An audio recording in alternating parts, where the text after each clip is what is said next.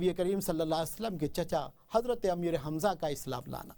قریش مکہ نبی کریم صلی اللہ علیہ وسلم کی عداوت اور دشمنی میں دیوانے ہو رہے تھے کہ ایک روز حضرت نبی کریم صلی اللہ علیہ وسلم کوہ صفا پر یا اس کے دامن میں بیٹھے تھے کہ ابو جہل اس طرف کو آ گیا۔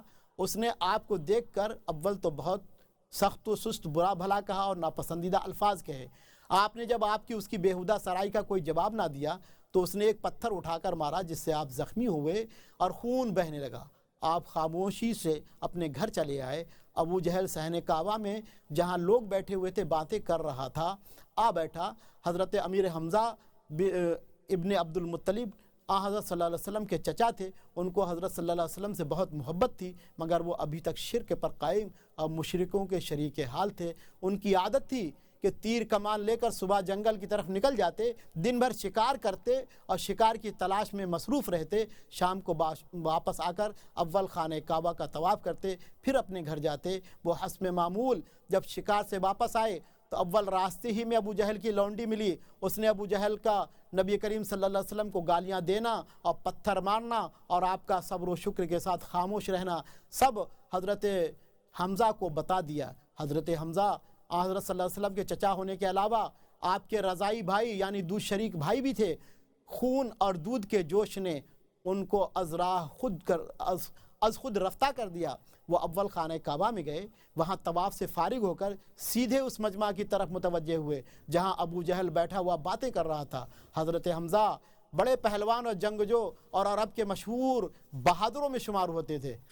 انہوں نے جاتے ہی ابو جہل کے سر پر اس زور سے کمان ماری کہ اس کا سر پھٹ گیا اور خون بہنے لگا۔ پھر کیا کہا کہ میں بھی محمد صلی اللہ علیہ وسلم کے دین پر ہوں اور وہی کہتا ہوں جو وہ کہتا ہے، تو اب میرے سامنے بول۔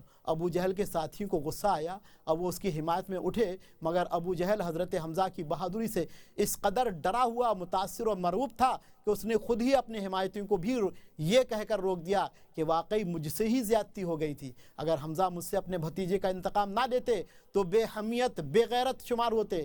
غالباً ابو جہل کو حضرت امیر حمزہ کا کلام سن کر یہ اندیشہ بھی پیدا ہو گیا تھا کہ کہیں اس طیش و غضب کی وجہ سے وہ ضد میں آ کر مسلمان ہی نہ ہو جائیں، اور اسی لیے اس نے ایسی باتیں حضرت حمزہ کو سنانے کے لیے کہیں کہ تاکہ بات یہیں پر ختم ہو کر رہ جائے اور حضرت حمزہ اسلام کی طرف متوجہ نہ ہو سکیں۔